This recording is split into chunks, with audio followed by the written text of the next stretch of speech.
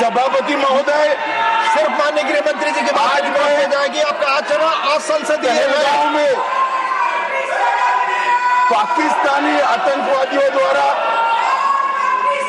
जो नृशंस हमला हुआ और उसके जवाब में भारत सरकार ने और भारत की सेनाओं ने जो मजबूत जवाब पाकिस्तान के आतंकवादी ग्रुप्स को और पाकिस्तान को स्वयं को दिया, ऑपरेशन सिंदूर के माध्यम से उसका पर सदन में चर्चा पर मैं हिस्सा लेने के लिए खड़ा हूं।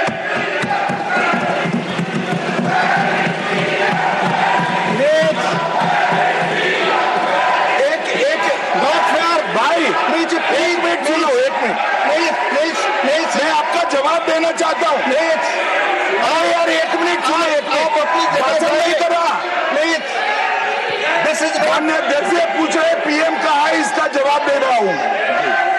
एक मिनट सुनो भाई, आपकी जो डिमांड है उसी का जवाब दे रहा हूँ। माननीय अध्यक्ष जी, पीएम साहब इनकी ऑफिस में ही है, उनको ज्यादा सुनने का शौक है क्या? भाई मेरे से निपट रहा है, काहे को प्रधानमंत्री जी को बुला रहे हो? और तकलीफ होगी, ये समझते नहीं है साहब।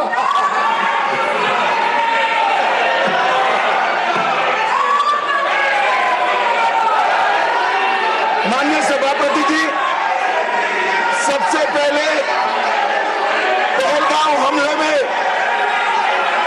हमारे देश के जो निर्दोष नागरिकों को धर्म पूछकर, चुन कर उनके परिवार के सामने मारा गया। मैं उन सभी दिवंगत नागरिकों के परिवार के साथ मेरी संवेदना व्यक्त करता हूं। जब ऑपरेशन सिंदूर के बाद पाकिस्तान ने गोलीबारी करी, वो गोलीबारी में कुछ नागरिक हताहत हुए, वो नागरिकों के परिवारजनों के प्रति भी मैं गहरी संवेदना व्यक्त करना चाहता हूं। माननीय अध्यक्ष जी, ऑपरेशन सिंदूर, ऑपरेशन महादेव, ये दोनों के लिए जिन सुरक्षा बलों ने भारत का सम्मान बढ़ाया है, वो सभी को मैं हृदय पूर्वक बहुत बहुत साधुवाद देना चाहता हूं।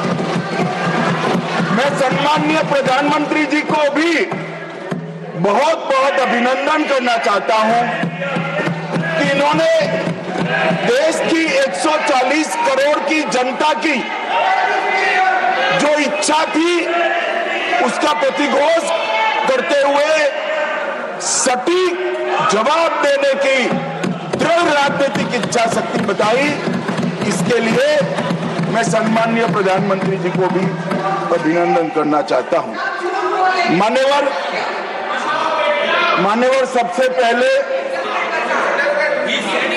मैं ऑपरेशन महादेव के बारे में बताना चाहता हूं।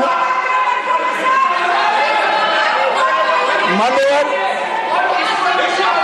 परसों ही प्लीज कश्मीर में प्लीज, आपको माननीय नेता प्रतिपक्ष सबने सुना, ये सही आचरण नहीं है आप सबका। Please go back to your seats. No, माननीय गृह मंत्री आप बोले। नहीं, खड़गे जी कुछ कहना चाहते हैं तो एक मिनट के लिए बताने दीजिए। बताएं सर। आप सभी लोग अपनी सीट पर जाएं। माननीय एलओपी बोले please go back to your seats. Sir, go back to your seats. First go back to your seats. Mister Gokhale, mister Saket Gokhale, अपनी अपनी सीट पर जाइए। आप अपनी सीट पे नहीं है, please go back to your seat. Sir Manoj ji, please go back to your seat. Go back to your seats. Go back to your designated seats. Then only available. Yes, माननीय Deputy चेयरमैन साहब, मैं इसलिए खड़ा हूं शक्ति सिंह जी, तो मैं do not disturb the house. सब सदन के मेंबर्स का ये पहले से ही डिमांड थी कि 16 घंटे चर्चा होने के बाद हमको इस सदन में प्रधानमंत्री आकर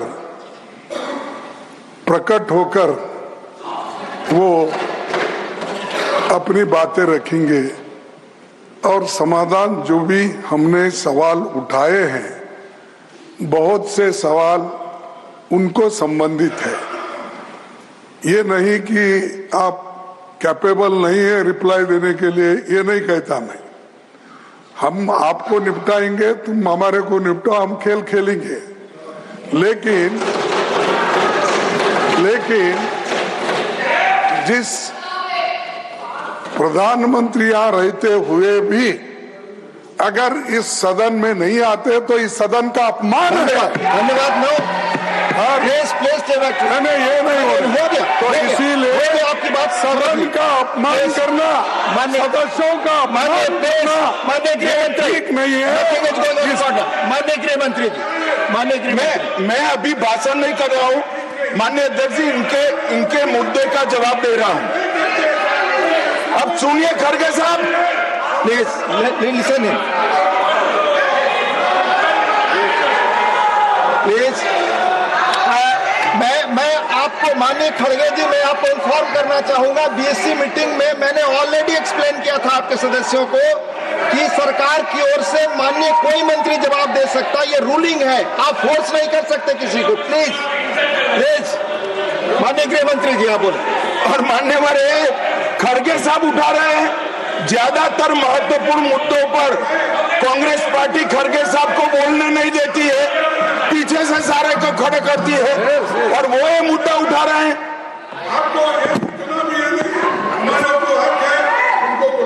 आपने बोल दिया। Please please please please let him speak. आपको मौका मिला, आपने बोला। इम्पार्शियल सर, जज का काम कर, लेकिन आप हर बात को टोकते रहते हो। नहीं, आपको मौका दिया, बोला। अगर ये हम क्या यहाँ को खेलने आए क्या? आपने को मौका दिया, आपने बोला, मैंने भी बताया कि मैंने हर मीटिंग में क्या स्पष्ट किया तो आपने बात की, प्रधानमंत्री की बात की, इधर आपका स्टेटमेंट इसका काउंटर में लाया हूँ मैं। प्रधानमंत्री को यहाँ माने प्लीज मान्यवर, इसीलिए ये विपक्ष की मांग और स्टैंड दोनों उचित नहीं है, क्योंकि बिजनेस एडवाइजरी कमेटी में ये निर्णय लिया गया था, चर्चा आप जितनी चाहोगी हो करेंगे, जवाब कौन देगा वो सरकार तय करेगी माननीय प्रधानमंत्री की तरफ। मुझे मालूम है मान्यवर ये क्यों जा रहे हैं, मुझे मालूम है मान्यवर मुझे क्यों जा रहे हैं। वो इसलिए जा रहे हैं कि इतने सालों तक वोट बैंक प्रोटेक्ट करने के लिए, आतंकवाद को रोकने के लिए इन्होंने कुछ नहीं किया।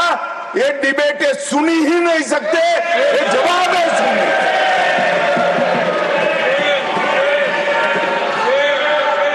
और जब भी ये कह रहे हैं और कोई लीडर ऑपोजिशन होता और ये बोलता तब तो मैं समझता, खड़गे साहब बोल रहे हैं ज्यादातर महत्वपूर्ण चर्चाओं में कांग्रेस पार्टी उनके नेता को, लीडर ऑफ ऑपोजिशन को बोलने ही नहीं देती है। और वो मुद्दा उठा रहे हैं कि माननीय प्रधानमंत्री जी जवाब। मान्यवर, मैं सबसे पहले ऑपरेशन महादेव के लिए बताना चाहूंगा। परसों ही बहुत लंबे समय से चल रहे हुए एक ऑपरेशन का अंत आया और वो ऑपरेशन के तहत 3 आतंकवादी, सुलेमान उर्फे फैजल जट, अफगान और जिब्रान, वो तीनों हमारी सुरक्षा बलों ने इनको मौत के घाट उतार दिया। मानवर सुलेमान ए श्रेणी का लश्कर ए तैयबा का कमांडर था। उसने पहलगांव हमले में उसकी ही राइफल से गोलियां चली थी। गगनगिर में भी उसकी राइफल से गोलियां चली थी और उसको हमारे सुरक्षा बलों ने कश्मीर छोड़कर पाकिस्तान भागने नहीं दिया। अफगान भी ए ग्रेड का लश्कर ए तैयबा का कमांडर था और जिब्रान भी उच्च आला दर्जे का लश्कर ए तैयबा का आतंकवादी था। मान्यवर, इससे स्पष्ट हो गया है कि ये आतंकवादी हमले में लश्कर ए तैयबा का हाथ था। इसके इशारे पर ही ये घटना हुई थी। और साहब देखिए, प्रधानमंत्री जी ने सेना को जो हुक्म दिया ऑपरेशन सिंदूर में, मैं बाद में बताऊंगा, उसने लश्कर ए तैयबा के हेडक्वार्टर को छिन्न विछिन्न कर दिया। इनको भेजने वाले भी मारे गए और जिन्होंने गोली चलाई थी वो भी मारे गए। एक प्रकार से ऑपरेशन महादेव और ऑपरेशन सिंदूर दो इकट्ठा होता है तो दुनिया के सभी आतंकवादी हमलों में सबसे सटीक, सख्त और त्वरित जवाब माननीय प्रधानमंत्री के नेतृत्व में भारत के सुरक्षा बलों ने दिया। लश्कर ए तैयबा का आप सभी जानते हैं कि एक प्रतिबंधित संगठन है। कुछ ही समय के बाद इनके एक आउटफिट टीआरएफ ने जिम्मेदारी ली कि हमने ये निर्दोष नागरिकों को मौत के घाट उतारा है। मान्यवर, उसी दिन मैं वहां पहुंच गया था। सुरक्षा रिव्यू की मीटिंग हुई थी और सुरक्षा रिव्यू की मीटिंग में तय हुआ था कि आप जल्दी से जल्दी इनको पकड़िए, मगर उससे भी जल्दी ये लोग देश छोड़कर पाकिस्तान न भाग जाए इसकी चिंता करिए। इसलिए 100 दिन के बाद भी वो उपलब्ध मिले और मारे गए। मान्यवर, उनके पास से 3 राइफलें बरामद हुई। एक 19M4 कार्बाइन अमेरिकन राइफल है और 2 AK-47 राइफलें मिली। जिस दिन पहलगांव में घटना हुई, हमारे निर्दोष नागरिकों को मारा गया, उस दिन वहां से एनआईए ने खाली कारतूसों को कब्जे लिया था। इनके मारे जाने के पहले ही वो खाली कारतूसों का फोरेंसिक साइंस लेबोरेटरी में एक प्रकार से इसकी जन्म कुंडली निकाली थी कि कौन सी राइफल से चले हैं। और जब ये मारे गए, इनके पास से भी जो राइफलें मिली, फोरेंसिक साइंस लेबोरेटरी में चंडीगढ़ में रात को फोरेंसिक टेस्टिंग कर 100% मिलान हुआ है कि इन्हीं 3 राइफलों का उपयोग किया गया था, जिसमें से 44 कारतूस AK-19M4 के थे और 25 कारतूस AK-47 राइफल के थे। इसलिए अब कोई बहस भी नहीं बची है, कोई शको शुबह भी नहीं बचा है कि इन्होंने मारा था या नहीं था। एनआईए ने बहुत विगत जांच करी है मान्यवर, लगभग 1055 लोगों के स्टेटमेंट लिए हैं। इसके आधार पर इनके रेखाचित्र भी बनाए गए। उसके बाद ट्रैकिंग करते हुए 2 दिन जिन्होंने इनको आसरा दिया था, वो ढोंक के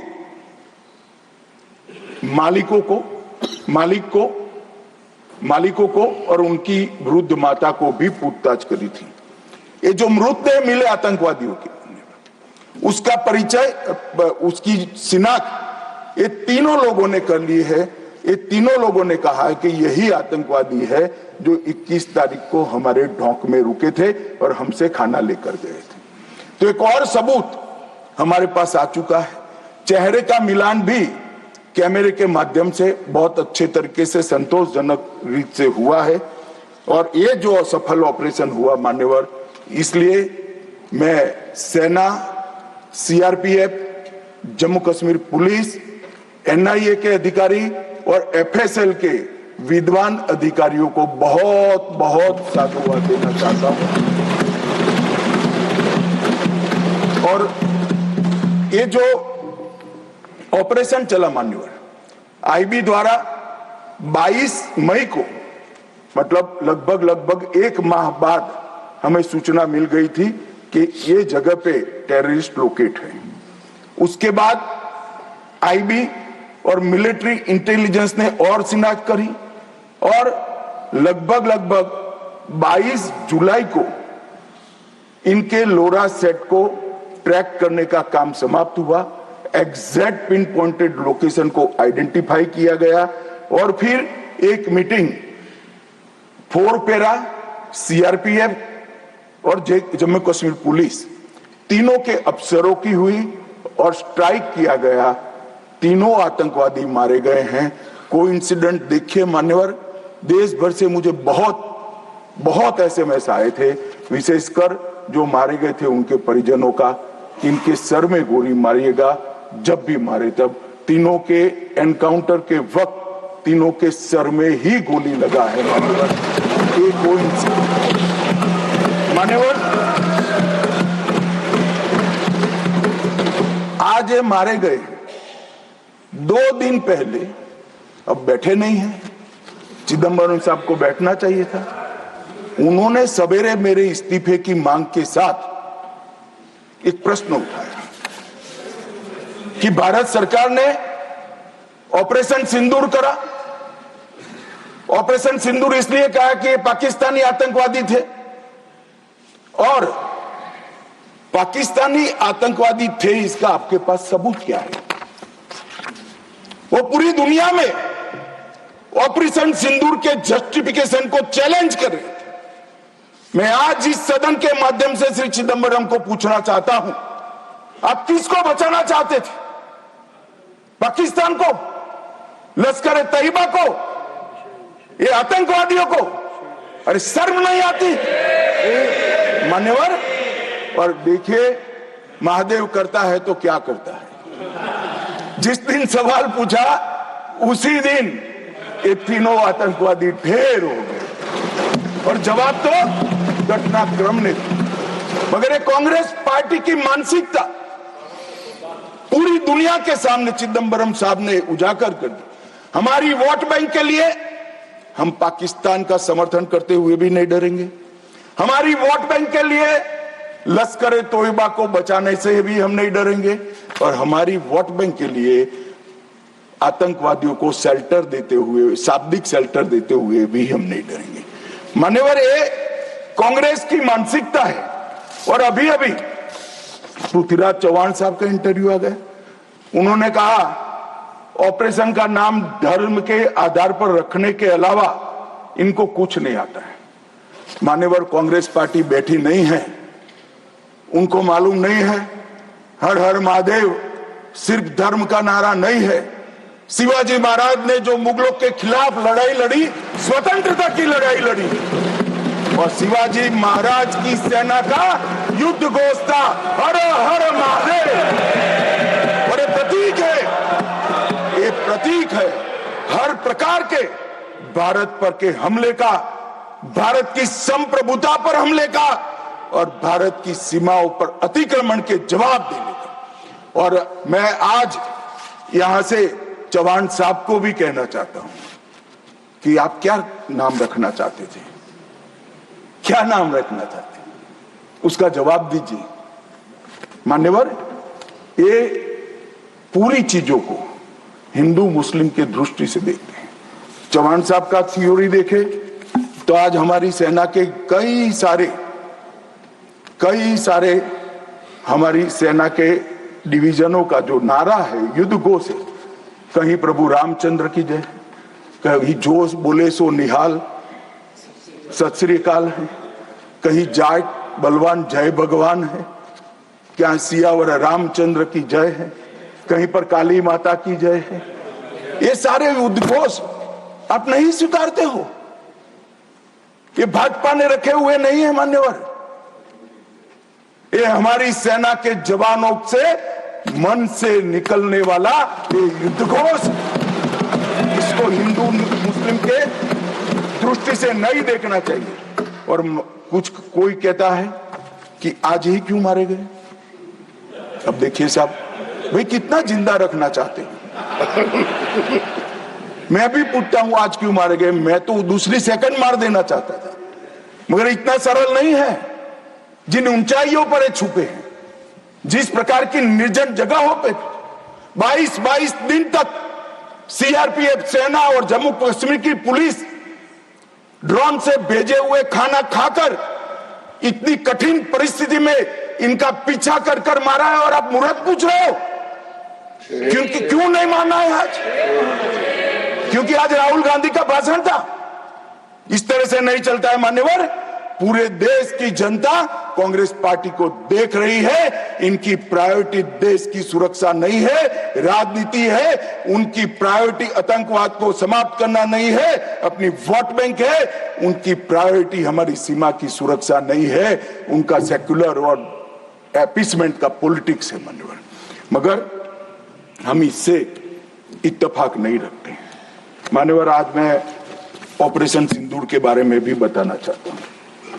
22 अप्रैल को हमला हुआ। 22 अप्रैल को ही मेरी प्रधानमंत्री जी से बात हुई। वो विदेश थे। लगभग 2-2:30 बजे के सुमार पे बात हुई। मैं शाम होने से पहले ही श्रीनगर पहुंच गया था। दूसरे दिन सुबह सुरक्षा बैठक उसी रात को कर दूसरे दिन सुबह जहां मृतदेह थे वहां जाकर उनको श्रद्धांजलि देने के लिए गया। मान्यवरों, मेरे जीवन का ऐसा दिन है जो मैं कभी नहीं भूल सकता। एक 6 दिन की शादी, एक बच्ची ने जिसकी शादी को 6 दिन हुए हैं, वो विधवा होकर हमें पूछती थी कब इसका बदला लिया जाएगा। मान्यवर, सब लोग क्षुब्ध थे। ना पानी पिया था, ना चाय पी थी, ना पीने की स्थिति थी। मैं मेरे जीवन में वो दृश्य नहीं भूल। आज भी वो दृश्य आ जाता है तो नींद से खड़ा हो जाए, इस प्रकार की वेदना होती है मान्यवर। ऐसा जघन्य अपराध कभी नहीं हुआ। धर्म के नाम पर पूछकर चुन कर इनके परिजनों के सामने मरे, छोटी बच्चियां, छोटे बच्चे, वृद्ध मां, उनकी पत्नियां, उनकी बहनें, इस सब के सामने मारा गया। और क्यों मारा गया? क्योंकि वो संदेश देना चाहते थे कि टेररिज्म से मुक्त हम कश्मीर को नहीं होने। मैं आज इस सदन से उनको संदेश देना चाहता हूं, जितना हो सके उतना प्रयास करना। कश्मीर आतंकवाद से मुक्त होकर रहेगा और होकर ये नरेंद्र मोदी का संकल्प। मान्यवर, 23 अप्रैल को, इसके पहले कल भाषण में कहा, वहां पर आज भी बोले, मैं बैठा था, कि 24 अप्रैल को मोदी जी चुनावी सभा करने गए थे। हमारे साथी ने जवाब दिया इनका। परंतु मान्यवर, मैं सदन का रिकॉर्ड क्लियर हो इसलिए मोदी जी वो सभा में क्या बोले थे वो कहना चाहता हूं। मोदी जी ने 24 अप्रैल को बिहार की जनसभा में जो कहा था वो चुनावी सभा नहीं थी। वो 140 करोड़ भारतीयों के गुस्से का प्रतिघोष था। जो इस देश के प्रधानमंत्री की जिम्मेदारी है कि देश की जनता की भावनाओं को दुनिया के सामने ढंग से रखे। मैं कोट अनकोट उनके भाषण को पढ़ता हूं। मैंने 22 अप्रैल को पहलगांव का यह हमला केवल निहत्थे पर्यटकों पर नहीं बल्कि पूरे भारत की आत्मा पर हुआ एक दुस्साहसपूर्ण प्रहार। आतंकवाद के प्रति दृढ़ और कड़ा रुख, आतंकवादियों और इस हमले की साजिश रचने वालों की कल्पना से भी बढ़कर उनको बड़ी सजा दी जाएगी। आतंकियों के बीच बची खुची जितनी भी भूमि है उसको मिट्टी में मिलाने का समय आ गया। 140 करोड़ भारतीय इस बात के लिए एकजुट है कि आतंक के आकाओं की कमर तोड़ दी जाएगी। भारत हर एक आतंकवादी और उनकी समर्थकों की पहचान करेगा, उनका पता लगाएगा, उनको दंडित करेगा। आतंकवाद कभी भी भारत की आत्मा को तोड़ नहीं पाएगा। न्याय सुनिश्चित करने के हर प्रयास किए जाएंगे। और आज मैं मोदी जी को बहुत बहुत साधुवाद देता हूं उनकी दूरदर्शी, उनका बोला हुआ एक एक शब्द आज सच हुआ है। उन्होंने कहा था आतंकवादियों की बची खुची जमीन मिला देंगे, मिट्टी में मिला देंगे। साहब, उनके ट्रेनिंग के बाद मिट्टी में मिले हैं, इनके हेडक्वार्टर मिले हैं, उनके लॉन्च पैड भी मिट्टी में मिलकर जमीन दोस्त। उन्होंने कहा कि इनके आकाओं को नहीं छोड़ेंगे। मैं बाद में लिस्ट पढ़ता हूं। इनको भेजने वालों को भी हमारी सेनाओं ने मिट्टी में मिला दिया। उन्होंने कहा आतंकवादियों को भी नहीं छोड़ेंगे। ऑपरेशन महादेव ने वो तीनों आतंकवादियों को समाप्त कर दिया। मान्यवर, ढेर एक प्रकार से मोदी जी ने कहा हुआ वाक्य, एक प्रकार से मोदी जी ने कहा हुआ वाक्य हमारी सेना, हमारी वायुसेना, हमारी जल सेना और सभी पैरामिलिट्री फोर्स और जम्मू कश्मीर पुलिस ने उसको अपना कर्म का रास्ता बना दिया और कठोर दंड देने का काम किया है। मान्यवर, 23 अप्रैल को ही एक सीसीएस की मीटिंग बुलाई गई। सीसीएस की मीटिंग में कठोर संदेश देने का काम न केवल पाकिस्तान को, पूरी दुनिया को, कि भारत की सीमा और भारत की सेना, भारत के नागरिक और भारत की संप्रभुता इसके साथ खिलवाड़ नहीं करते, वरना परिणाम भुगतने पड़ते हैं। मानव उन्होंने तय किया सीसीएस की बैठक में 1960 की जवाहरलाल नेहरू के द्वारा की गई एक तरफा पाकिस्तान के फायदे वाली सिंधु जल संधि को तत्काल प्रभाव से रोक लिया गया। मान्यवर, ऐतिहासिक फैसला है। हम सब वर्षों से मानते थे कि हिंदू जल संधि एक तरफा है, हमारा पानी 80% वहां नहीं जा सकता। मान्यवर, वहां तक कि वहां से गाद निकालने की भी परमिशन, उनकी कैनाल बनाने के पैसे भी भारत ने भेजे। और मान्यवर, ये पानी पर अधिकार है भारत के किसानों। कश्मीर, पंजाब, हरियाणा, राजस्थान और दिल्ली का पीने का पानी अब कुछ ही समय में सिंधु के माध्यम से राजस्थान तक पहुंचेगा। एकीकृत जांच चौकी अटारी की जो चल रही थी उसको हमने बंद कर दिया। सार्क वीजा समाप्त कर दिया। 24 घंटे में सारे पाकिस्तानी नागरिकों को हमने वापस भेजना शुरू कर दिया। नई दिल्ली स्थित पाकिस्तानी उच्चायोग में रक्षा, सैन्य, नौसेना और वायुसेना के सलाहकारों को अवांछित व्यक्ति घोषित किया गया और दोनों उच्चायोग में स्टाफ को कम करा दिया गया। 55 से घटकर 30 करा दिया। और सीसीएस ने संकल्प लिया कि भेजने वाले और कृत्य करने वाले दोनों को दंडित किया जाएगा। इसके लिए सेना को खुली छूट देने का काम सीसीएस ने। ये पूछ रहे थे कल क्या हुआ, कैसे हुआ। सीसीएस के फैसले जो है वो मीडिया में आए थे, मगर उनको पढ़ना नहीं है, क्योंकि सारे जो फैसले लिए वो उनके द्वारा किए हुए निर्णयों को रद्द करने के और उनकी नीतियों के खिलाफ जो निर्णय हुए वो है। मान्यवर, 30 अप्रैल को सशस्त्र बलों को ऑपरेशनल फ्रीडम देने का काम प्रधानमंत्री जी ने किया कि रक्षा मंत्रालय और सेना दोनों मिलकर तय करेंगे टारगेट क्या होगा, तरीका क्या होगा, स्थान क्या होगा और समय क्या होगा। और इसको हमारे सेना के जवानों ने इसको बहुत बखूबी निभाया। मान्यवर, मैं तीनों सेनाओं को इस सदन के इस चर्चा में बहुत बहुत सम्मान के साथ साधुवाद देता हूं। 7 मई को रात को 1:04 पर पाकिस्तान के 9 आतंकी अड्डों को ध्वस्त कर दिया। रक्षा मंत्री जी ने लोकसभा में बताया कम से कम 100 लोग मरे, 100 से ज्यादा मरे, मगर कम से कम 100 मरे। और मान्यवर, लश्कर तैयबा, जैसे मोहम्मद और हिजबुल मुजाहिदीन, ये तीनों के हेडक्वार्टर को ध्वस्त करने का काम नरेंद्र मोदी सरकार ने किया, हमारी सेनाओं ने। और मान्यवर, हमने तुरंत ही उनको सूचना दे दी थी।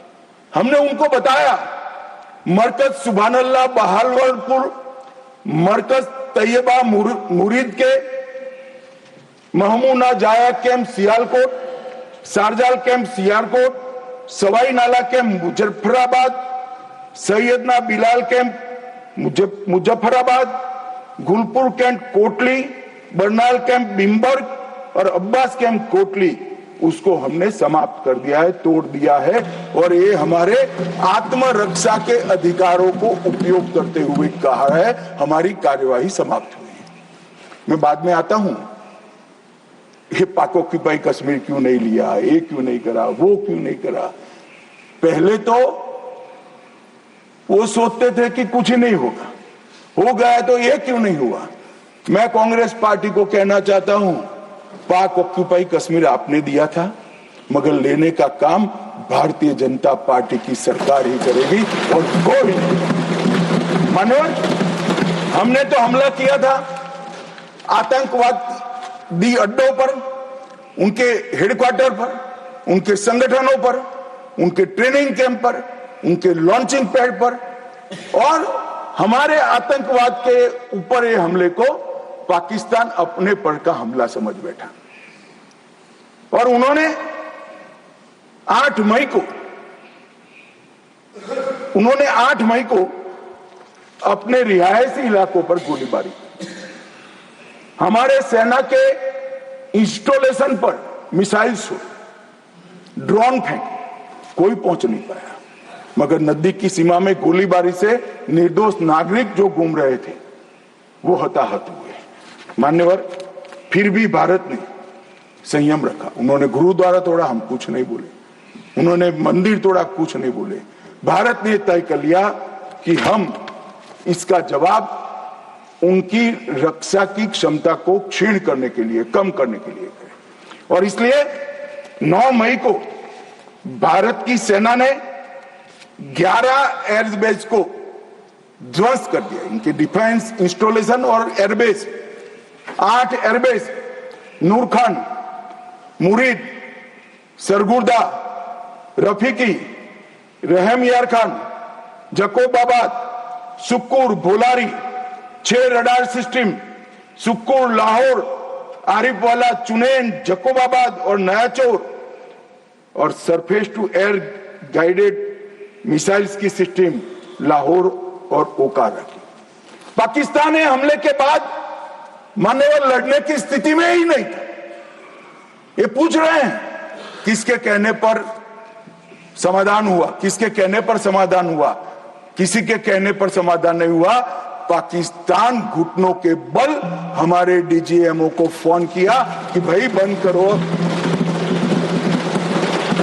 पहले से हमारा मकसद युद्ध का नहीं था, ना पाकिस्तान के अवाम को हम नुकसान करना चाहते थे। मोदी जी ने तुरंत कहा कि अगर पाकिस्तान रोकता है तो रोक लीजिए, और इसको भी राहुल गांधी आगे बढ़ा रहे हैं और पूछ रहे हैं। कुछ लोगों ने आशंका की कि कौन मरा वहां। मान्यवर, उनको मालूम नहीं है, उनके समय में जो जघन्य आपराधिक घटनाएं होती, आतंकवादी घटनाएं होती, वो घटना को घटाने वाले आतंकवादी हमें पूछते थे। मुझे तो कई लोगों ने पूछा कि भाई 90 दिन हुए क्या हुआ, 95 दिन हुए क्या हुआ, रोज 5 फोन आते थे।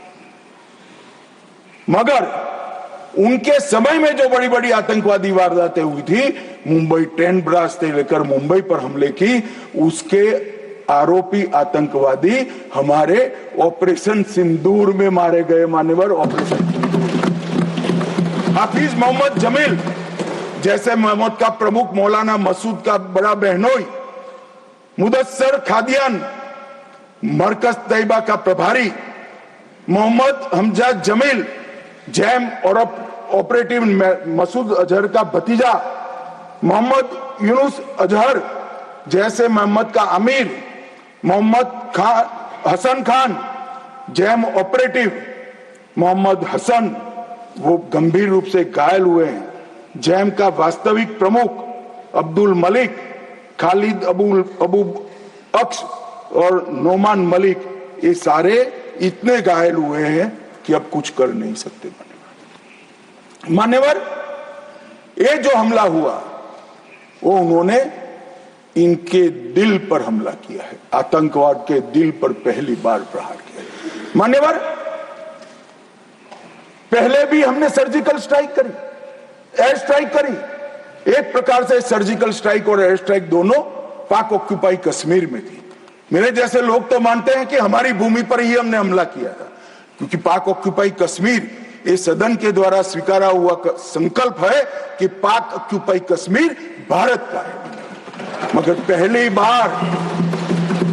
बार पाकिस्तान की सरहद में जाकर हमारी सेना ने पराक्रम दिखाया है और आतंकवादियों के अड्डों को, उनके ट्रेनिंग कैंप को और उनके लॉन्चिंग पैड्स को खत्म करने का काम किया है। मान्यवर, ये चिदंबरम साहब कल भाषण में बोले कि ये नहीं कहा जा सकता कि ऑपरेशन सिंदूर निर्णायक था।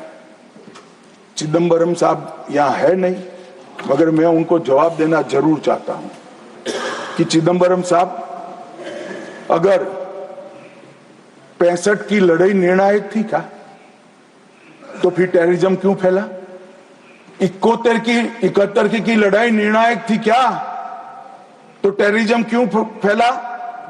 और अनेक बार जो कार्यवाही हुई वो निर्णायक थी क्या?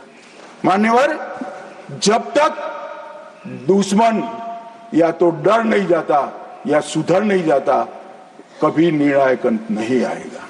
मान्यवर, इतने सालों तक उनको डराने की, दंडित करने की कोई प्रक्रिया ही नहीं हुई।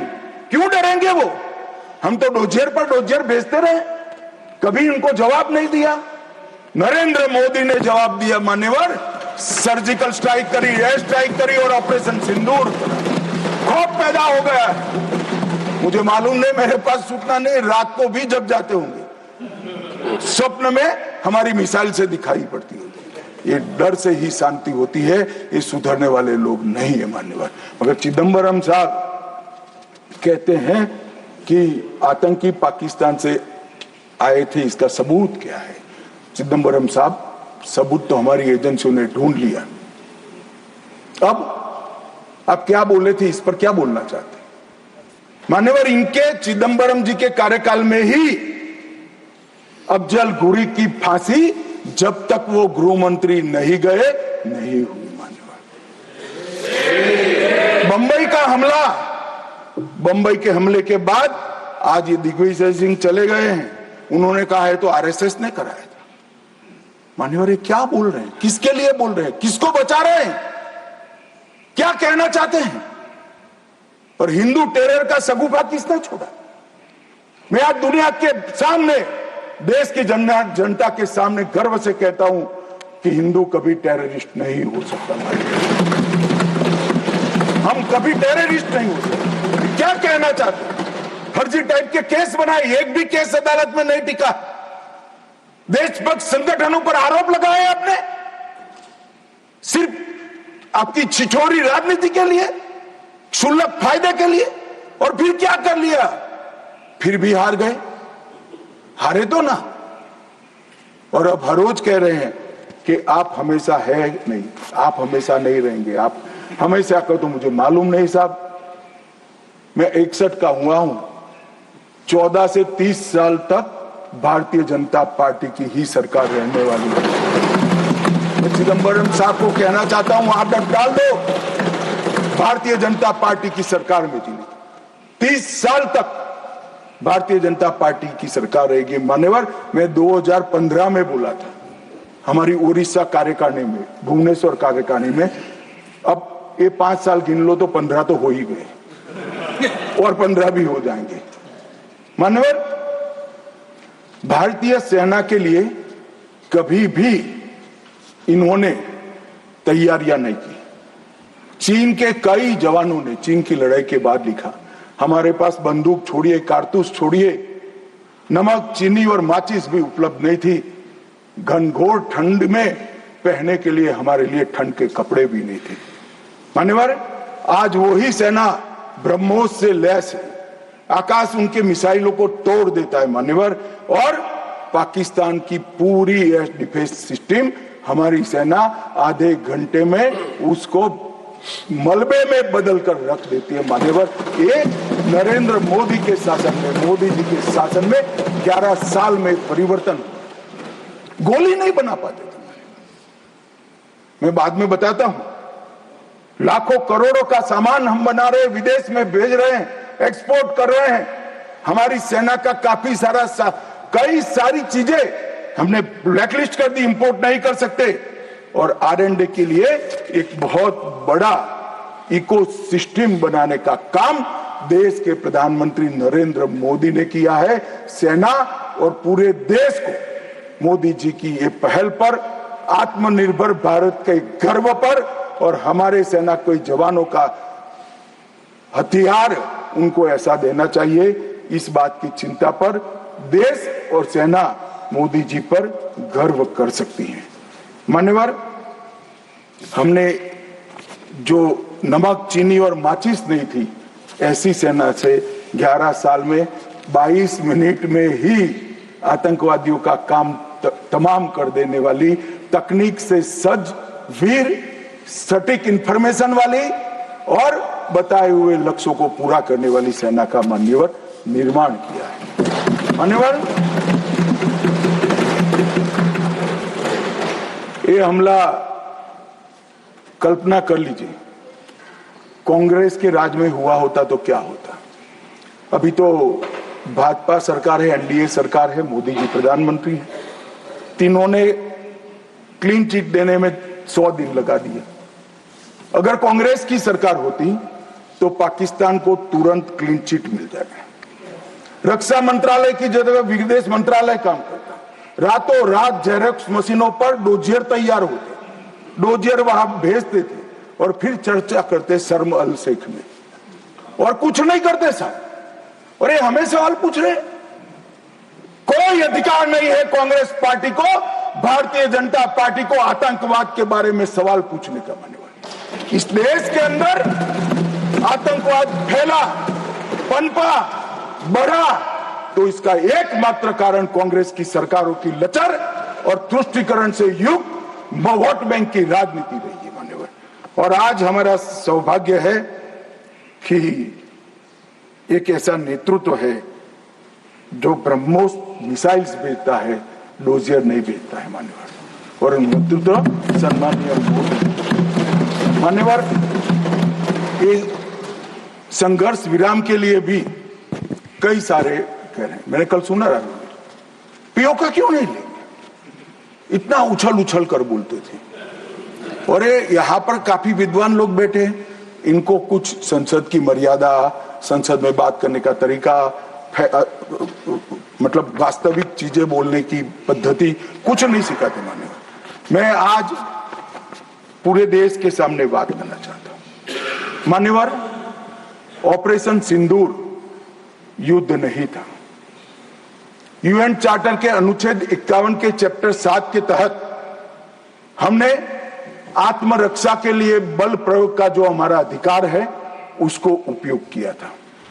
22 अप्रैल को पहलगाम में आतंकवादियों ने जो हमला किया, हमारे निहत्थे नागरिकों को मारा, और इसके जवाब में आतंकवादियों की पूरी इकोसिस्टम तोड़ने का हमारा अधिकार है, जो विश्व के सभी देशों ने हमारे अधिकारों को स्वीकारा है। वो अधिकार का हमने उपयोग किया था। और जब पाकिस्तान ने ही कहा कि हमें संघर्ष नहीं करना है, तब हमने इसको स्वीकारा। और कहते थे, मैं बाद में बताऊंगा मान्यवर, वो हमें कहने लगे कि भाई क्यों करा, ये ले लेते वो ले लेते। मैं बाद में जब आपके समय में जो घोषित युद्ध हुए, ये तो घोषित युद्ध नहीं था मान्यवर, मगर घोषित युद्ध हुए कांग्रेस के समय में, इसमें आपने क्या किया है वो बाद में मैं मान्यवर बताता हूं। उसके पहले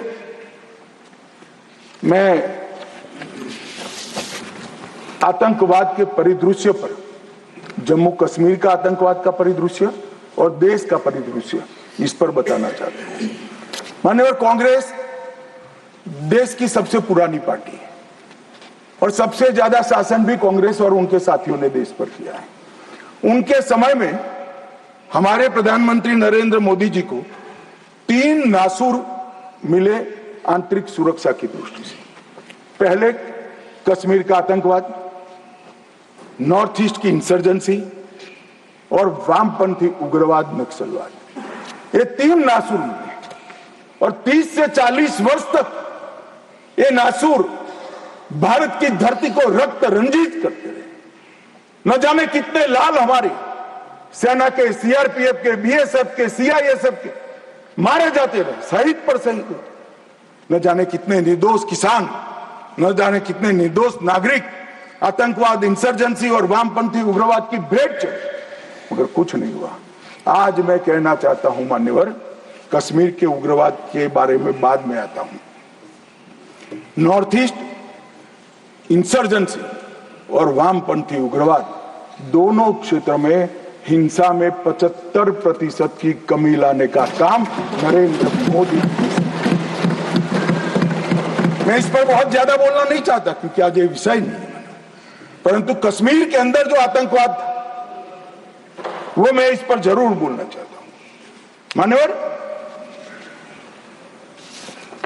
इसका कारण क्या था, इसके कारण के मूल में जाना चाहिए। जब से कश्मीर का सृजन हुआ, धारा 370 बनाई गई। किसने बनाई? कांग्रेस पार्टी ने बनाई। इसका समर्थन और इतने लंबे समय तक किसने चला? कांग्रेस ने चला है। मान्यवर, इसका स्वरूप क्या था? धारा 370 और 35 से क्या कहती? कश्मीर का एक अलग ध्वज होगा, कश्मीर का एक अलग संविधान होगा और 5 अगस्त 2019 तक ये अलग ध्वज और अलग संविधान चलते रहे। हमारी पार्टी के पहले राष्ट्रीय अध्यक्ष श्यामा प्रसाद मुखर्जी ने इस धारा 370 के लिए अपना बलिदान देने का काम किया, उनकी हत्या कर दी। और क्या हुआ? इससे हमेशा अलगाववाद को पोषण मिलता रहा कि हम भारत के बाकी राज्यों जैसे नहीं है, हमें कुछ और मिल सकता है, हमारा तो संविधान अलग है, हमारा राष्ट्रध्वज अलग है। तो हर युवाओं को बरगाले, उनको उकसाने का मौका हमने पाकिस्तान, और कश्मीर के अंदर पहले अलगाववाद की बात हुई, फिर आजादी की बात हुई और वो ही आतंकवाद का मूल बना मान्यवर। और इसके बाद धार्मिक कट्टरता बढ़ाने वाले सारे संगठन इनकी तुष्टीकरण की नीति के कारण चलते रहे। मान्य जमायत इस्लामी, कई सारे संगठन जो बच्चों में, युवाओं में, किशोरों में धार्मिक कट्टरता पर बढ़ाते रहे, अलगाववाद बढ़ाते रहे, चलने दिया, चलने दिया, चलने दिया। बैन लगाएंगे तो हमारी वोट बैंक नाराज हो जाएगी। मान्यवर, इसके साथ साथ पाकिस्तान ने टेरर ग्रुप बनाए और ये टेरर ग्रुप के प्रवक्ता, इसका नाम है हुर्रियत कॉन्फ्रेंस। हर टेरर ग्रुप ने अपना एक ग्रुप, सिविलियन ग्रुप बनाया, इसके साथ चर्चा करते रहे और उनके परिणाम स्वरूप यहां आतंकवाद बढ़ता गया। मान्यवर, मैं आज स्वर्गीय शम्मी कपूर को भी कोट करना चाहता हूं। शम्मी कपूर जी, मैं पार्टी का अध्यक्ष था तब मिलने आए थे। उन्होंने कहा, अमित भाई, मेरा जब गोल्डन पीरियड था, मेरा साल का 30% टाइम कश्मीर में जाता था, इतना शूटिंग होता था कश्मीर। और मैं वहां के लोगों को मिला हूं। प्रोग्रेसिव सोसाइटी थी, महिलाएं प्रोग्रेसिव थी, धर्मनिरपेक्ष बात करते थे, सूफी संतों की बात करते थे, वहां पर कश्मीरी पंडित भी मिलते थे। आज मैं देख रहा हूं कि वो बच्चियां पथराव कर रही है। क्या होगा, किसने बिगाड़ा? तब मैं इसके नीचे गया था मान्यवर, तब मालूम पड़ा कि ये जमात इस्लामी ने पूरी शिक्षा, प्राथमिक शिक्षा पर कब्जा जमा कर रखा था और बच्चों के दिलो दिमाग के अंदर जहर घोलना शुरू किया। तब जाकर ये स्थिति हुई। मगर कोई भी कभी भी ये कांग्रेस इसके मूल में नहीं गई और मान्यवर धीरे धीरे ये बढ़ता गया। मान्यवर नरेंद्र मोदी जी ने तय किया कि ऐसा नहीं चल सकता और 5 अगस्त 2019 को यही ऐतिहासिक सदन में धारा 370 और 35 समाप्त, और उसके बाद शुरू हुआ टेररिज्म को फैलाने वाले, अलगाववाद फैलाने वाले टेररिस्ट और इनकी इकोसिस्टम संपूर्ण सफाई का एक युग शुरू हुआ मान्यवर। धारा 370 35 से हटाए गए, जीरो टेरर प्लान बना, एरिया डोमिनेशन की योजनाएं बनी, कैपेसिटी बिल्डिंग की योजनाएं बनी, मल्टी लेवल डिप्लॉयमेंट लगाया गया, तकनीक का उपयोग बढ़ाया गया, जेल प्रबंधन बढ़ाया गया, ड्रोन रोधी सिस्टम और गन तैनात किए गए। मान्यवर हम सब ने देखा, देश की जनता ने देखा, कई आतंकवादी मारे गए, 10-10 हजार के जनाजे निकलते थे। मान्यवर हमने कठोर निर्णय लिया, आतंक में लिप्त किसी भी व्यक्ति का जनाजा नहीं निकलेगा, जहां मरेंगे वही दफना दिया। और मान्यवर इस वक्त कांग्रेस पार्टी ने विरोध किया था, फारूक अब्दुल्ला जी की पार्टी ने विरोध किया था। आतंकी समर्थन को चूर चूर कर नौकरियों से निकाला गया, पासपोर्ट और गवर्नमेंट कॉन्ट्रैक्ट के हेतु इनको अघोषित किया गया। 75 पाकिस्तानी समर्थक सरकारी कर्मचारियों को ड्यू लीगल प्रोसेस से बर्खास्त करा दिया गया। बार काउंसिल सस्पेंड कर भारत के संविधान को मानने वाली बार काउंसिल प्रस्तापित की गई। यूएपीए अदालतों की स्थापना हुई और लगभग मई 22 से लेकर मई 25 तक 2267 प्रकरण यूएपीए के दर्ज हुए। इनकी पूरी टेरर फाइनेंस की इकोसिस्टम को ध्वंस किया। एनआईए और ईडी ने बहुत अच्छी कार्रवाई की, कई एसओपी बनाई गई और 347 संपत्तियों को जब्त कर दिया गया। एक और जमात इस्लामी और ऐसे संगठनों को हमने बंद करने का काम किया और दूसरी ओर मान्यवर इनकी इकोसिस्टम को भी हमने समाप्त कर दिया। मैं आज इस सदन के रिकॉर्ड के लिए बैन किए हुए संगठनों का लिस्ट पढ़ना चाहता हूं। द रेजिस्टेंस फ्रंट टीआरएफ जिसने घटना करी थी, People's Anti Fascist Front, Tehreek ul Mujahideen, Jamaat ul Mujahideen, Jammu Kashmir Ghaznavi Force, Khalistan Tiger Force, हिब्ज ul Tahrir, Jamaat Islami, Jammu Kashmir Liberation Front, Jammu Kashmir Democratic Freedom Party, Muslim League Jammu Kashmir, Tehreek Hurriyat, Muslim Conference Sumji Group, Jammu Kashmir National Front, Jammu Kashmir People Front League, Jammu Kashmir People's League, Jammu Kashmir Ittehad Musalman Awami Action Committee और इसके साथ साथ सिख फॉर जस्टिस और पीएफआई को भी हमने बैन कर दिया। और मान्यवर परिणाम क्या हुआ? परिणाम ये हुआ 2010 में 10 से 15 की एवरेज ऑर्गेनाइज टाउन प्लिटिंग हमने भी दृश्य देखे हुए, जो समय कपूर ने चिंता की थी। छोटी छोटी बच्चियां पथराव करती थी, 2564 सालाना होते थे। 2564 पथराव की घटना हुई। 2024 के बाद एक भी घटना नहीं हुई। ऑर्गेनाइज हड़ताल जिसका वो लोग ऐलान करते थे, पाकिस्तान के बैठे हुए हुर्रियत के आका सालाना 132 दिन घाटी बंद रखते थे। 3 साल से एक भी हड़ताल का ऐलान नहीं हुआ है, हिम्मत नहीं है। जॉन पेल्टिंग में नागरिकों की मृत्यु, 112 नागरिक मारे जाते थे, अब 0 मारे जाते हैं। सिक्योरिटी फोर्स का इंजर्ड, साल में 6235 सिक्योरिटी फोर्सेस इंजर्ड होती थी, अब 0 हो गई। मान्यवर, इसके साथ साथ ये पूछ रहे थे, अभी वो शिवसेना की सदस्य भी पूछ रहे, क्या आतंकवाद समाप्त हो गया? इतनी गहरी जड़ें कांग्रेस के लिए डाली है, समाप्त होने में बहुत देर लगेगी। हमारा प्रयास है जल्द से जल्द, परंतु मान्यवर आंकड़े में कहना चाहता हूं, समाप्ति के कगार पर है। आपको पसंद नहीं आएगा मगर समाप्ति के कगार पर है। पहले 2004 से 14 तक कुल घटनाएं 7217 हुई, 7217, 7217, और जून 15 से मई 25 तक 2150, 70% की कमी हो गई। मानव आतंकवादी घटनाओं में 70% कमी, नागरिकों की मृत्यु 1770 हुई थी, अब नागरिकों की मृत्यु 357 हुई है। मान्यवर, 80% की कमी, और सिक्योरिटी फोर्सेस 1060 मारे गए थे, अब 542 मारे गए हैं। मान्यवर, 49% की कमी।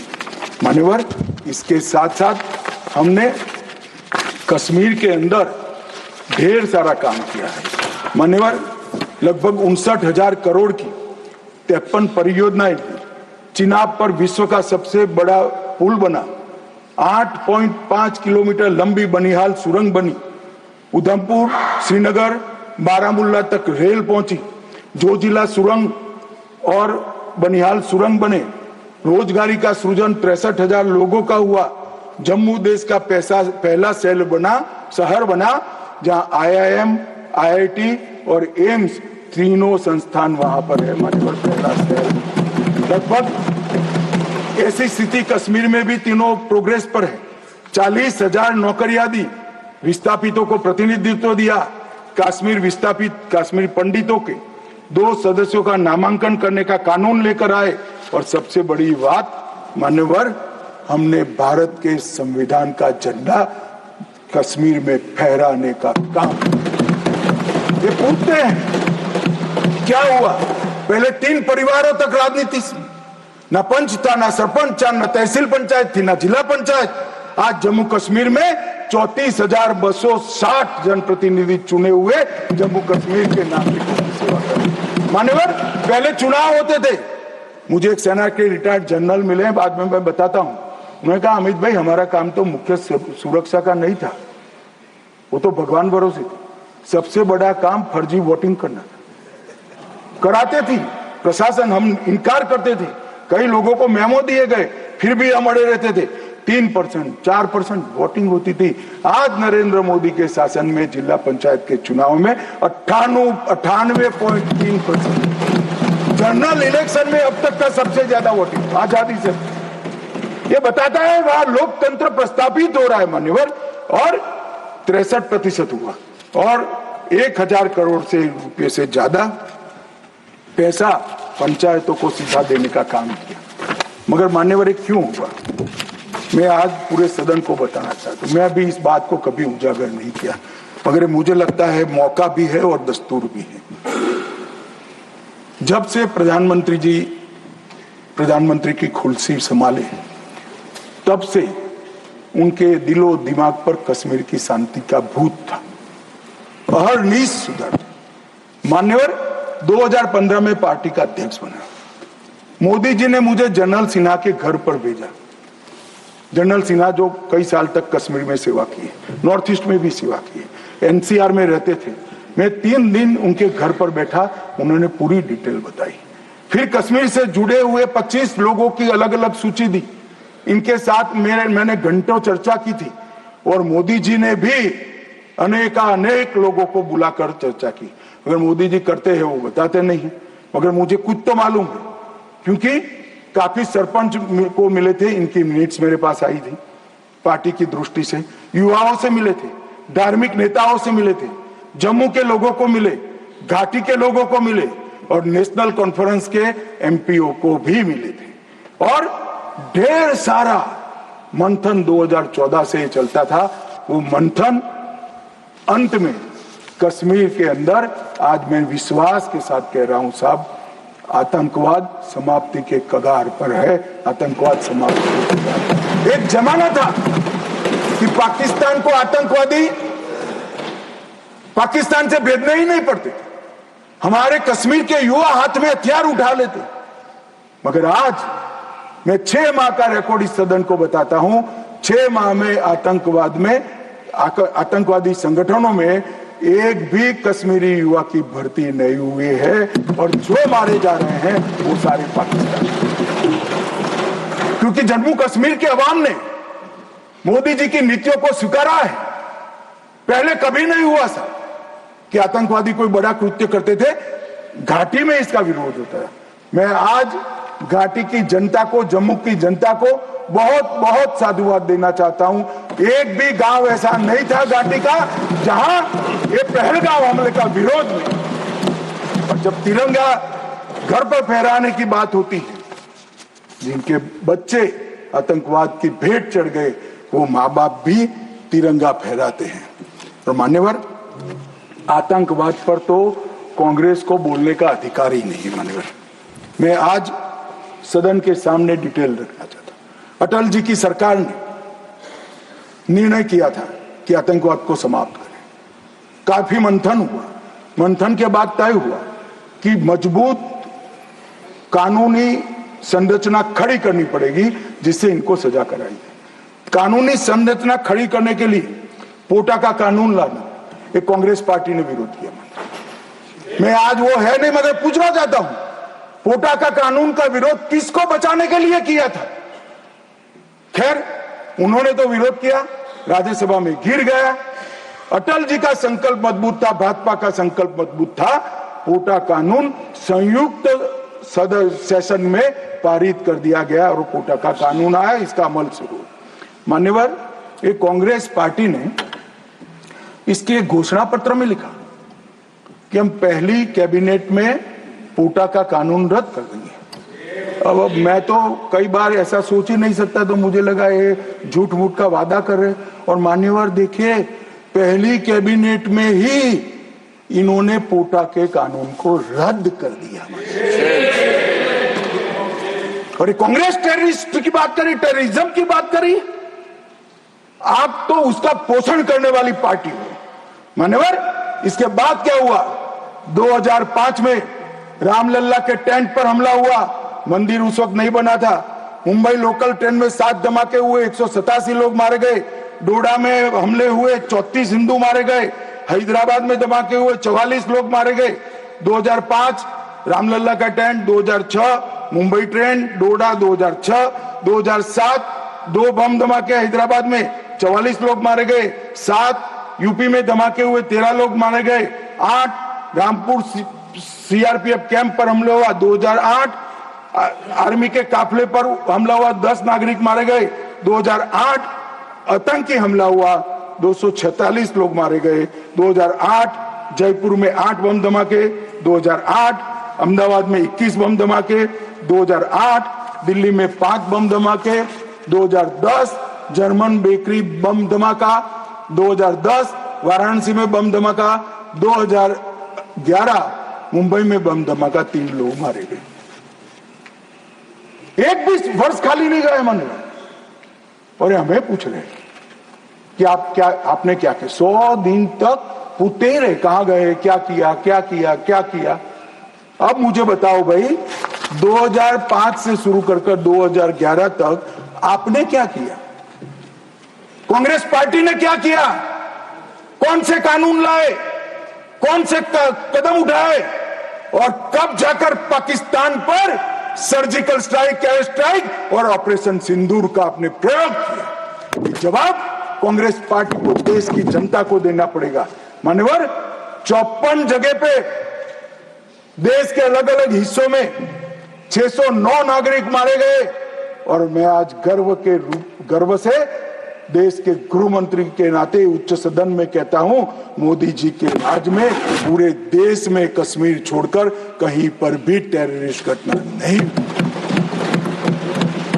और कश्मीर में भी उरी में हुई, हमने सर्जिकल स्ट्राइक कर चेताया, पुलवामा में हुई एयर स्ट्राइक कर और चेताया, अब नहीं सुधरते हैं। दुम टेढ़ी की टेढ़ी है, हम क्या कर सकते हैं। पहलगांव में करा मान्यवर, घर में घुसकर पटचड्डे उड़ाने का काम हमारी सेना। और मुझे तो कल सुबह ही किसी ने याद दिलाने के लिए, मेरी कॉन्स्टिट्यूएंसी से एक हमारी वरिष्ठ कार्यकर्ता है जिनकी उम्र 80 है, उन्होंने एक व्हाट्सएप भेजा था। उन्होंने कहा अमित जरूर बोलना। अब मैं इतनी वरिष्ठ कार्यकर्ता की भावना को टाल नहीं सकता मान्यवर। उन्होंने एक व्हाट्सएप में वीडियो भेजा जिनमें सोनिया गांधी जी के घर से दौड़ते दौड़ते सलमान खुर्शीद जी आंसुओं से लहस बाहर आते, बाहर मैनेज मीडिया खड़ा है, उसके सामने कहते हैं कि सोनिया जी पूरी रात सो नहीं पाती है, इनके आंसू देखकर मेरी आंख से आंसू दिख रहे। ठीक है भाई, किस लिए आंसू बहाए? बाटला हाउस में वो पाकिस्तान प्रेरित आतंकवादी मारे गए, उसके लिए। अरे सोनिया जी, आंसू बहाना था तो बाटला हाउस एनकाउंटर में जो मोहन शर्मा शहीद हुआ, इसके लिए बहाते हैं। आप किसको प्रोटेक्ट करें? मतलब वोट बैंक का एक खेल। मुझे पूछते रहे साहब, 90 दिन तक भाग गए, आप क्या कर रहे हो? 25 दिन हो गए, 35 दिन हो गए, 40 दिन हो गए, सिंदूर इसका जवाब नहीं, आतंकवादी कहां गए? चलो भाई, ये तो भाजपा सरकार है, सेना ने ठोक दिया, सीआरपीएफ ने ठोक दिया, हो गया हमारे काम। अब मैं पूछना चाहता हूं, दाऊद इब्राहिम जिसने मुंबई में सीरियल धमाके गए, किसके राज में भागे मान्यवर? कांग्रेस के राज में। सैयद सलाउद्दीन किसके राज में भागा? कांग्रेस के राज में। टाइगर मेमन किसके राज में भागा? कांग्रेस के। अनीस इब्राहिम किसके राज में भागा? रियाज भटकल किसके राज में भागा? कांग्रेस। इकबाल भटकर किसके राज में भागा?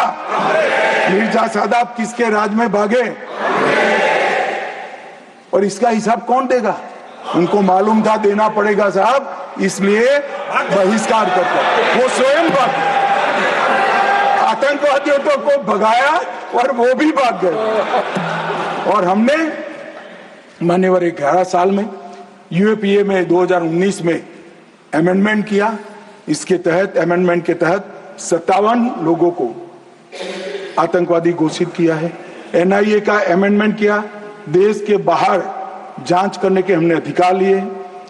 एनएसए का हमने सख्त उपयोग किया, 370 को बैन किया, निरस्त कर दिया, पीएफआई को बैन किया, मैक को मजबूत किया, आईसीजेएस का हमने स्थापना किया, नफीस का स्थापना किया, पीएमएलए से टेरर फाइनेंसिंग को रोक दिया और नेट ग्रिड से माध्यम से पूरे देश के आतंकी संगठनों को एक कंप्यूटर की क्लिक पर लाकर रख दिया मान्यवर। हमने पूरी इकोसिस्टम तैयार करी। और मान्यवर, ये जो कह रहे हैं, कल पूछ रहे थे कैसे आते हैं मान्यवर, मैं फिर से कहना चाहता हूं कि इतनी कठिन सरहद, कई जगह सुरंगें बनाते हैं और बना सकते हैं मान्यवर। इसको रोकने के हम तकनीकी उपाय कर रहे हैं, कुछ समय में ही हो जाएगा। मगर कुछ नाले ऐसे हैं मान्यवर, वहां इतना बहाव होता है, वहां कोई चौकी नहीं लग सकती, चौकी बह जाएगी। वो घुस रहे हैं, मगर उन्होंने क्या स्टैंड लिया था? राहुल गांधी ने कहा, जब 2011 में हमला हुआ, उन्होंने कहा सभी आतंकी हमलों को रोकना संभव नहीं है। जवाहरलाल नेहरू ने कहा घुसपैठियों को कोई रोक ही नहीं सकता। मैं मानता हूं कि अभी भी पाकिस्तान कुछ आतंकी हमले कर पा रहा है, अभी भी कुछ घुसपैठ होती है, काफी कम हुआ है मान्यवर। मैं जिम्मेदारी के साथ बोलने वाला आदमी हूं, देश की जनता सुन रही है, काफी कुछ कम हुआ है, मगर हम कभी ऐसे हथियार नहीं डालते। मैं आज सदन के सामने कहना चाहता हूं, घुसपैठ और आतंकवादी घटनाओं को समाप्त करने के लिए नरेंद्र मोदी सरकार कृत निश्चयी दृढ़ता के साथ हमारा मान्यवर। कल राहुल गांधी जी का मैंने स्टेटमेंट सुना, चीन के लिए प्रधानमंत्री क्यों नहीं बोलते, चीन के लिए नहीं बोलते, चीन के लिए नहीं बोलते। अब ये उनके सीनियर लोग हैं, उनका कोई ट्यूशन व्यूशन भी नहीं रखते मान्यवर। कैसे बोलना चाहिए, क्या बोलना चाहिए, कुछ बोलते ही रहते।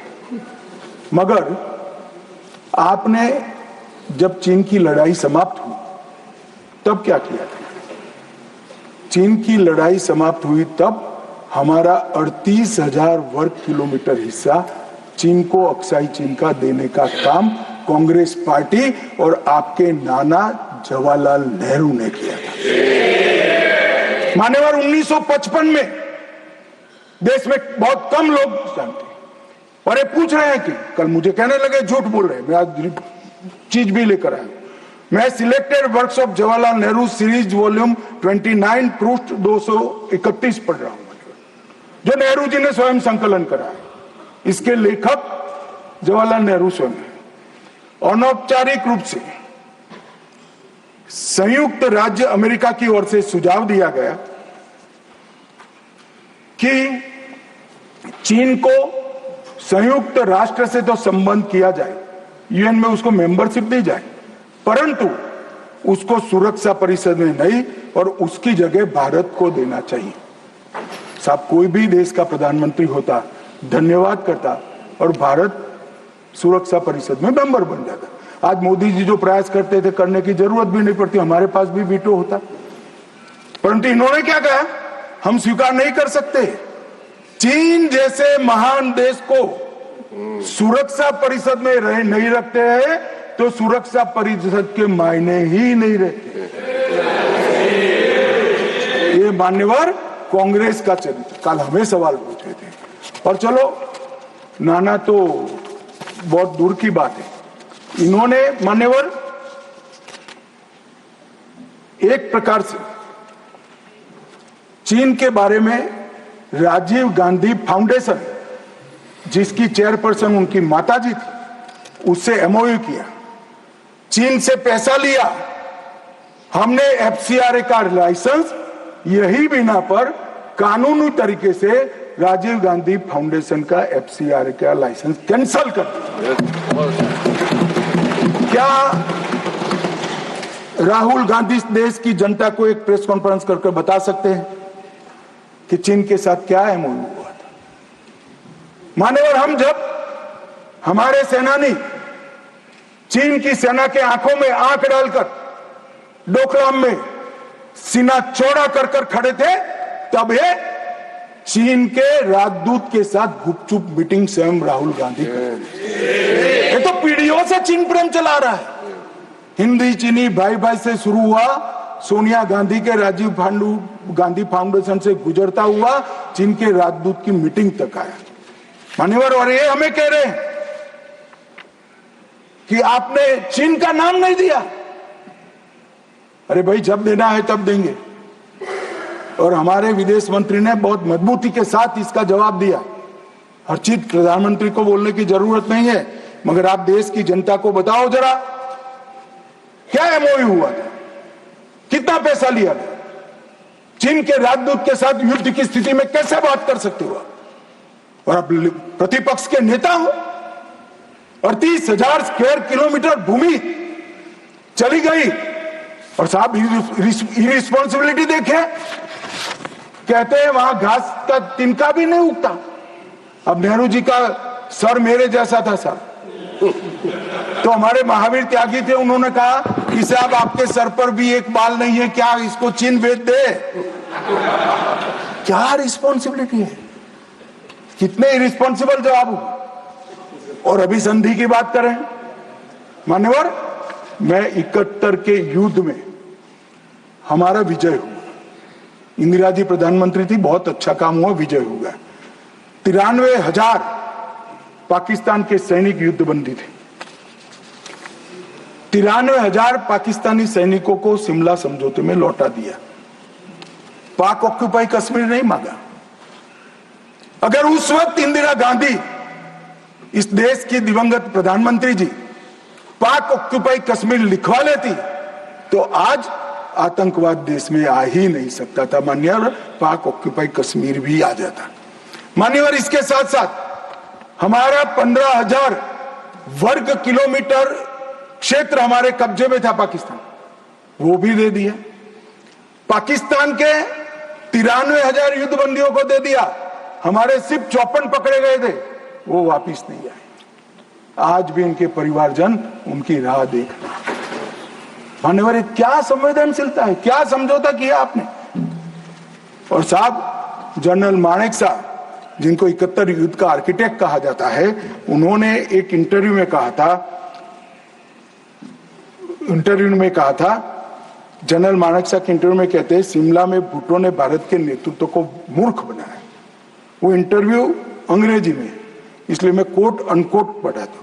I told her, into bracket उन्होंने छापा है Indira Gandhi, that I told her that he, into bracket Bhutto, I told her that he has made monkey out of you.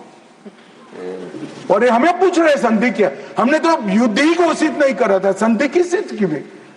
हमारा एक लिमिटेड एग्रेशन था, टेररिज्म पर हमारा हमला था, और हमारे आत्मरक्षा के अधिकार का उपयोग करते हुए, और हमें पूछ रहे हैं। चिंता मत करो राहुल गांधी, पाक ऑक्युपाई कश्मीर की चिंता है ना, भारतीय जनता पार्टी ही ला देगी पाक ऑक्युपाई। आप नहीं ला पाए, कांग्रेस पार्टी नहीं ला पाई, हमें लाए। और मान्यवर, पाक ऑक्युपाई कश्मीर छोड़िए, पाकिस्तान की रचना ही कांग्रेस पार्टी ने की थी। मैं कम से कम इतना तो जिम्मेदारी के साथ कह सकता, मैं उस वक्त निर्णायक स्थिति में होता तो भारत माता के टुकड़े कभी सिग्नेचर नहीं करता। उम्र हो गई थी, जल्दी थी, प्रधानमंत्री बनना था, देश के टुकड़े टुकड़े करते, आज तक देश पछता है। मान्यवर, आतंकवाद के मुद्दों पर अंतर्राष्ट्रीय मंचों में हमारी देश की फजीहत कर, मुंबई अटैक के बाद शर्म अल शेख सम्मेलन हुआ, जिसको पूरी दुनिया की डिप्लोमेसी में बलूचिस्तान ब्लंडर के नाम से जानते हैं। उसमें प्रस्ताव किया कि दोनों देश आतंकवाद के शिकार हैं। अब भला दुनिया में कोई पाकिस्तान को आतंकवाद का शिकार कह सकता है क्या? लोग हमारे मरे हैं, जवान हमारे मरे हैं, और आपने उनको पाकिस्तान को सर्टिफिकेट दे दिया। मान्यवर, और भारत पाकिस्तान के आधिकारिक बयान में भी बलूचिस्तान का जिक्र किया। इनका आंतरिक मामला था। मान्यवर, हमारा कोई लेन देन नहीं है बलूचिस्तान में जो घटनाएं हो रही। मनमोहन सिंह स्वीकार कर आए, और उसके बाद में उन्होंने कहा कि टेरर की घटना और वार्ता, उसके बीच में कोई रिलेशनशिप नहीं। भगवान भला करे, देश की जनता का नरेंद्र मोदी को प्रधानमंत्री बनाया, वो चीज को नरेंद्र मोदी ने समाप्त कर दी। जब तक टेररिज्म नहीं रुकता है, वार्ता नहीं हो सकती। मान्यवर, आज ये लोग जो बोल रहे हैं, विदेश नीति पर सवाल उठा रहे हैं, मैं उनको कहना चाहता हूं कि मोदी जी को G20 कई सारे देशों को मिला है। राजीव गांधी फाउंडेशन में एक स्टडी करा दो, हर देश में हुआ G20 और भारत में हुआ G20। हर देश की राजधानी में जाता है। मोदी जी G20 को हर राज्य में ले गए। मानिए, हमारी संस्कृति, हमारी क्षमताएं, हमारा पावर, हमारा लोकतंत्र पूरी दुनिया के सामने रखने का काम नरेंद्र मोदी ने किया, और पूरी दुनिया स्वीकार कर रही है कि पूरे अब तक के G20 सम्मेलन में सबसे सफल G20 सम्मेलन है। और मान्यवर, इसीलिए पूरी दुनिया में कई सारे राष्ट्राध्यक्ष है। मान्यवर, किसी भी देश के राष्ट्राध्यक्ष को 27 देशों का सर्वोच्च नागरिक सम्मान, और ये विदेश नीति की बात है, 27 देश अपने सर्वोच्च नागरिक सम्मान से नरेंद्र मोदी को सम्मानित करते हैं। भाई साहब, ये सम्मान नरेंद्र मोदी जी का नहीं है, भारत के प्रधानमंत्री का है, भारत की 140 मोदी जी ने देश को सम्मान दिला है, देश की 140 करोड़ जनता को। गौरवान्वित किया है। मोदी जी का नेतृत्व जो है माननीय, भावुक नहीं है। भावुक नेतृत्व होता है वो रोने भी लगता है, कई बार शकम भी हो जाता है। मोदी जी का नेतृत्व संवेदनशील भी है, निर्णायक भी है और दृढ़ भी है। मैंने देखा है कोरोना 370 ऑपरेशन सिंदूर ये सारा छोड़ दो, कोरोना में मैंने देखा है इससे बड़ी आफत इस सहस्त्राब्दी में भारत पर नहीं आई थी। अड़ीग होकर अपने रास्ते पर चलते रहे और जब कोरोना समाप्त हुआ पूरी दुनिया ने कहा सबसे अच्छा प्रबंधन भारत ने किया। और उसका कारण जब ढूंढा गया, मैं भी स्टडी करने वाले कुछ लोगों को मिला था मान्यवर, जब कारण पूछा गया, स्टडी किया गया, तो सबने कहा कि पूरे विश्व में कोरोना के सामने सरकारें लड़ती थी, हमारे यहाँ प्रधानमंत्री, भारत सरकार, राज्य सरकार और 140 करोड़ लोग एक साथ कोरोना के सामने लड़ते थे। मजाक उड़ाते, घंटी बजाने से कोरोना चला जाएगा, दिया जलाने से चला जाएगा, कर्फ्यू करने से अपने आप चला जाएगा। उनको मालूम नहीं था, जनता के मन में जागरूकता लाते थे। और जब मुझे तो ठीक याद है मोदी जी ने टीम गठित की टीका बनाने के लिए, तब जयराम रमेश जी, नाम मत लीजिए, रिकॉर्ड पर मत लीजिएगा, तब कांग्रेस वाले इनका मजाक करते थे कि भारत टीका बना लेगा। मान्यवर सबसे पहले टीका बनाने वाले देशों में भारत है और इसी के कारण हम बचे। मान्यवर 11 साल में समग्र दुनिया ने भारत की क्षमता को स्वीकारा है। भारत 11वें नंबर से चौथी सबसे बड़ी अर्थव्यवस्था बना। जीडीपी हमारा 4.19 ट्रिलियन हो गया, $1 ट्रिलियन की डिजिटल अर्थव्यवस्था बनी। प्रति व्यक्ति आय, जयराम रमेश जी हमेशा पूछा करते हैं, निर्मला जी बताती भी नहीं है, 68,572 से बढ़कर 1,33,488। मान्यवर राष्ट्रीय राजमार्ग का नेटवर्क 60% बढ़ा, 159 ऑपरेशनल एयरपोर्ट है, 31 लेकर मोदी जी ने इनिंग शुरू करा था, अभी समाप्त नहीं हुआ। 136 वंदे भारत ट्रेन है, 1500 ट्रेन अमृत स्टेशन योजना के तहत विकसित हो रहे हैं। 97% से अधिक भारतीय रेल का विद्युतीकरण हो चुका है। भारत दुनिया का सबसे बड़ा मोबाइल फोन उत्पादक देश बनने के कगार पर है। भारत तीसरा सबसे बड़ा स्टार्टअप इकोसिस्टम बन चुका है। मोदी सरकार में 118 यूनिकॉर्न बने। रक्षा क्षेत्र में हमारा उत्पादन 1.27 लाख करोड़ हुआ और निर्यात 21,000 करोड़ हुआ। विश्व का सबसे बड़ा पुल भारत में है, विश्व का सबसे लंबा पुल भारत में है। देश का सबसे लंबी अटल सेतु भारत में बनी। भारत का पहला वर्टिकल लिफ्ट रेल पुल मोदी जी के समय में हुआ और सबसे बड़ा NH भी मोदी जी के समय में बना। और सबसे बड़ी उपलब्धि कई पीढ़ियों से गरीबी जिनको डस रही थी मान्यवर, 60 करोड़ लोगों को घर में बिजली, गैस, शौचालय, शुद्ध पीने का पानी, 5 किलो अनाज और 5 लाख तक का इलाज देने का काम। ये नहीं समझ रहे। आपकी जो इच्छा हो मैं मान्यवर एनालिसिस के साथ इस सदन में जिम्मेदारी के पूर्वक कहना चाहता हूं, जब भी भारत की आजादी का इतिहास 25 साल के बाद शताब्दी के वर्ष लिखा जाएगा, ये मोदी एरा स्वर्ण अक्षरों से लिखा जाएगा, किसी में से। और मान्यवर कई सारे चीजें जो भारत के स्वाभिमान से साथ जुड़ी थी, हमारे इतिहास के साथ, हमारी संस्कृति के सम्मान के साथ, वो सारी चीजों को इन्होंने 75 साल तक लटका कर रखा। मैं आज एक लिस्ट पढ़ना चाहता हूं। अचीवमेंट जो हुए, आर्थिक विकास हुआ है, प्रजा का आत्मगौरव उड़ा है। आर्टिकल 370 को हमने हटा दिया, 3 तलाक समाप्त कर दिया, UCC शुरू हो चुका है, राम मंदिर का निर्माण अयोध्या में रंग चंग के साथ हो गया।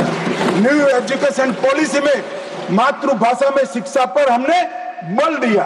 काशी, उज्जैन, शारदा पीठ, करतारपुर कॉरिडोर बनाए, राजपथ का नाम बदलकर कर्तव्य पथ रख दिया, योग को वैश्विक पहचान दिलाई, नया नौसिक सैनिक चिन्ह वीर छत्रपति शिवाजी महाराज के निशाने पर रखा, संसद के अंदर सेंगोल की स्थापना की, राष्ट्रीय युद्ध स्मारक का स्वदेशी निर्माण किया, अंडमान और निकोबार द्वीप समूह के नाम बदलकर सुभाष बाबू और परमवीर चक्र विजेता बने हुए हमारे सेनानियों पे साथ रखे। और इसके साथ साथ कई सारी उपलब्धियां ये एरा में हुई। माने और सबसे बड़ी उपलब्धि है 2047 में मुझे एक विदेशी पत्रकार ने कहा, मैं लंबा बैठा था, मैं उनकी थॉट प्रोसेस को जानना चाहता। अब मैं जो सुनना चाहता था तीसरे ही वाक्य में आ गया कि अब भारत को कोई रोक नहीं सकता। तो मैं उनको पूछा क्यों? उन्होंने कहा अब तक भारत ने अपना लक्ष्य ही तय नहीं किया था, कैसे अचीव करता। मैंने बोला अब क्या हुआ कि अब मोदी जी ने तय कर दिया कि जब 100 साल का भारत होगा, आजादी के 100 साल होंगे, तब विश्व में हर एक क्षेत्र में हम नंबर 1 पर होंगे और महान भारत। और मान्यवर, मुझे मालूम है मोदी जी का भाषण, मोदी जी का संदेश आज 140 करोड़ भारतीयों का संकल्प बना हुआ है और मुझे विश्वास है 140 करोड़ भारतीयों पर और हमारे युवाओं पर। शायद हमें से काफी लोग 2047 में नहीं होंगे, परंतु 2047 में जो भी भारतीय होंगे वो देखेंगे कि विश्व में भारत नंबर 1 बन चुका है। मान्यवर, भारत को नंबर 1 बनना है तो हमारी बाहरी सुरक्षा और आंतरिक सुरक्षा बहुत महत्वपूर्ण है।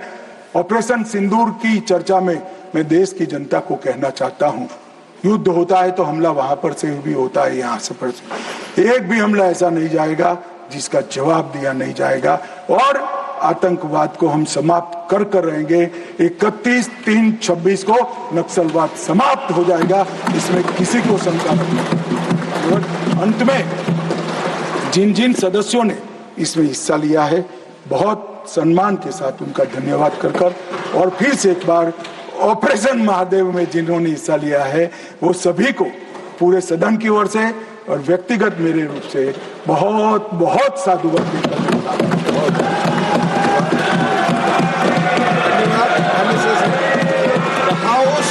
The House stands adjourned to meet at 11 a.m. on Thursday, the 31st July 2025.